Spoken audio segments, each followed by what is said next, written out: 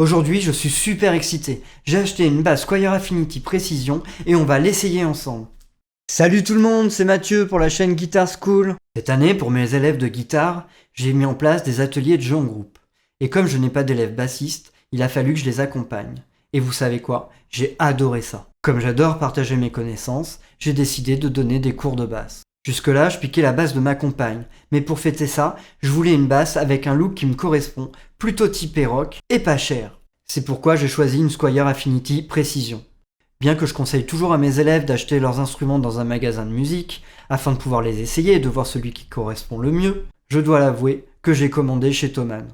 En ce moment, je suis vraiment très occupé, et c'est vrai que comme j'habite dans le trou du cul de la France, et qu'il n'y a pas de magasin de musique à moins de 100 km à la ronde, c'est ce qui était le plus simple.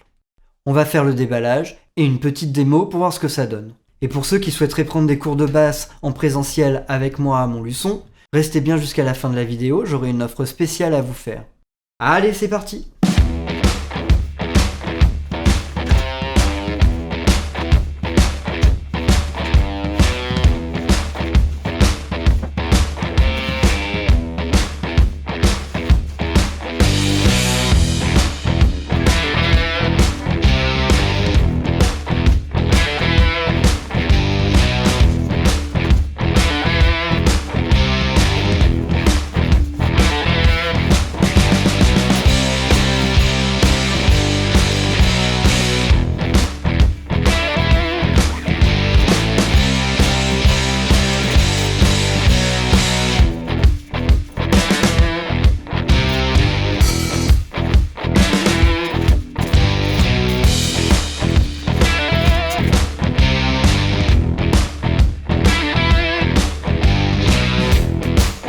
Alors côté caractéristiques, les mécaniques sont de style vintage. La largeur oscillée est de 1,625 pouces et il est en os synthétique. Contrairement au manche qui a un vernis uréthane satiné, l'avant de la tête a un vernis brillant. Le manche et la touche sont en érable avec un profil en C. J'ai toujours préféré les manches claires, je ne sais pas trop pourquoi, peut-être que c'est plus simple pour moi de me repérer dessus. Il y a 20 frettes médium jumbo. Le diapason est de 34 pouces et le radius est de 9,5 pouces. Le corps est en peuplier, recouvert d'un vernis en polyuréthane brillant. Elle est équipée de 2 micros en céramique, contrairement à la Precision originale qui n'en avait qu'un. On retrouve un micro simple Precision en manche et un micro jazz en chevalet.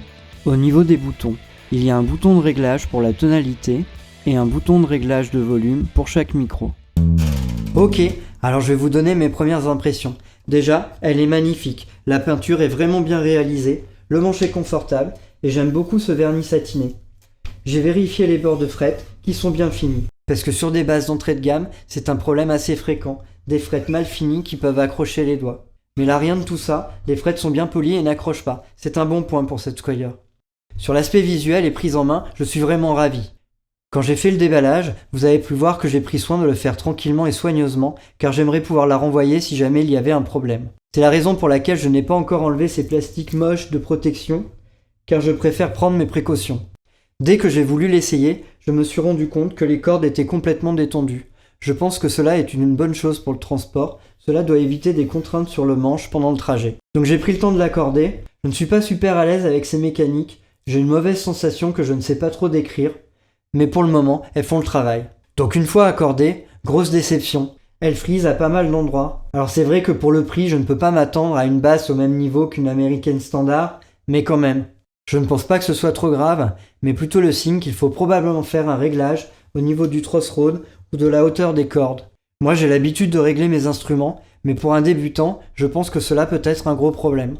D'ailleurs à ce sujet, je voudrais revenir sur un point. Si j'avais acheté cette basse dans un magasin de musique, je n'aurais pas rencontré ce genre de problème. Pourquoi? Parce que dans un magasin sérieux, si le manche avait eu un problème, la basse aurait été retournée au fournisseur. S'il s'agissait d'un problème de réglage, celui-ci aurait été probablement fait avant la mise en rayon. Et dans le pire des cas, en l'essayant sur place, j'aurais pu me rendre compte de ce genre de problème et choisir un autre instrument. C'est pour ça que je conseille toujours à mes élèves d'acheter leur instrument de musique dans un magasin plutôt qu'en ligne. Il y a aussi un autre petit détail qui me dérange un peu. Alors je ne sais pas si vous pouvez le voir, j'ai l'impression que les potentiomètres sont légèrement tordus. Cela peut être dû sur un défaut de montage ou à une mauvaise manipulation avant l'expédition. Mais rien de grave, cela ne les empêche pas de fonctionner normalement. Donc avant de procéder au réglage, je voulais vous faire écouter ce problème de freeze. Alors on le retrouve surtout sur la corde de La à vide, également sur la corde de Ré à la 5e case, et sur la corde de Sol à la 7e case. Sur les autres cases, il n'y a pas trop de problème.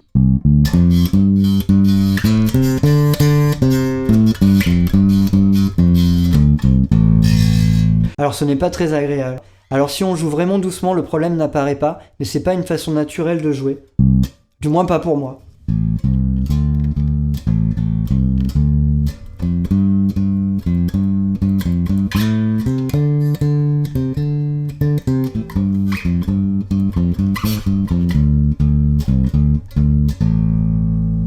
Du coup mon avis est assez partagé. Cette basse est magnifique, mais tout juste utilisable en l'état. Donc avant de pouvoir tester les différents micros, je vais devoir faire un réglage qui n'était pas prévu. En général, quand les cordes frisent sur les premières cases, c'est que le manche est trop droit. Donc on va commencer par régler la courbure du manche à l'aide du truss rod. Alors pour ça, je mets un capot à la première case et j'appuie à la dernière. C'est important de le faire avec la base sur la tranche, comme si vous étiez en position de jeu. Sinon la gravité va venir fausser ce réglage. Je peux maintenant vérifier l'espace entre la corde et la 7e frette. Pour cela, je vais utiliser un médiator de 0,6 mm. Il doit pouvoir s'y glisser sans friction. Ici, l'espace est trop faible, je vais donc devoir dévisser le truss rod pour augmenter la courbure du manche. Pour ça, je vais prendre la clé fournie et tourner dans le sens inverse des aiguilles d'une montre. Pour pouvoir tourner la clé, il faut desserrer les cordes de La et de Ré et les écarter un peu.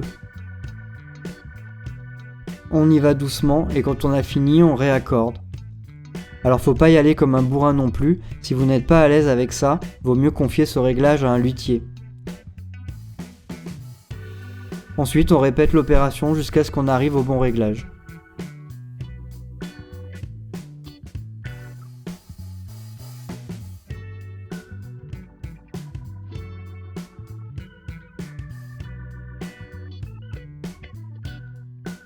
Maintenant que le réglage du truss rod est fait, on peut passer au réglage de l'action. Pour ça, j'utilise un réglé sur lequel je colle un bout de ruban de masquage à 3 mm sur un côté et 2,5 mm sur l'autre. Pour faire le réglage, je mesure la distance entre le bas de la corde et le haut de la 17e frette. Je ne sais pas si vous voyez bien sur la vidéo, ici la corde de mi est au-dessus des 3 mm. Pour baisser la hauteur de la corde, on va dévisser les vis du pontet correspondant avec la clé fournie. Ici je ne le fais pas, mais c'est toujours mieux de détendre les cordes avant de toucher à la hauteur des pontets. En plaçant le réglé derrière la corde, on sait que le réglage est bon lorsqu'on ne voit plus le scotch. Voilà, c'est bon pour la corde de mi.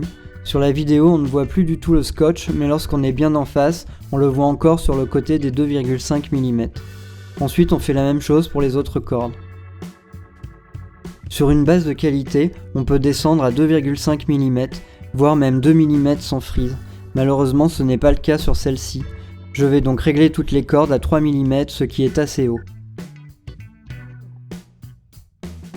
Sur la corde de Sol, on est beaucoup plus bas, plutôt autour des 2 mm. Normalement, cela ne devrait pas friser à cette hauteur, mais ce n'est pas le cas ici. Donc là aussi, on va monter le pontet pour régler la hauteur à 3 mm. Je pense que je ne suis pas tombé sur un super manche. Maintenant, encore une fois, c'est une basse à 250 €, on ne peut pas la comparer avec des modèles 4 fois plus chers.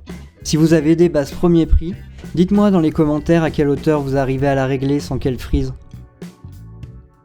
Alors voilà, j'ai terminé les réglages, on peut vérifier ensemble. La corde de La ne frise plus à vide.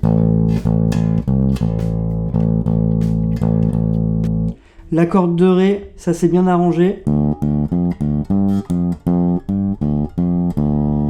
La corde de Sol aussi.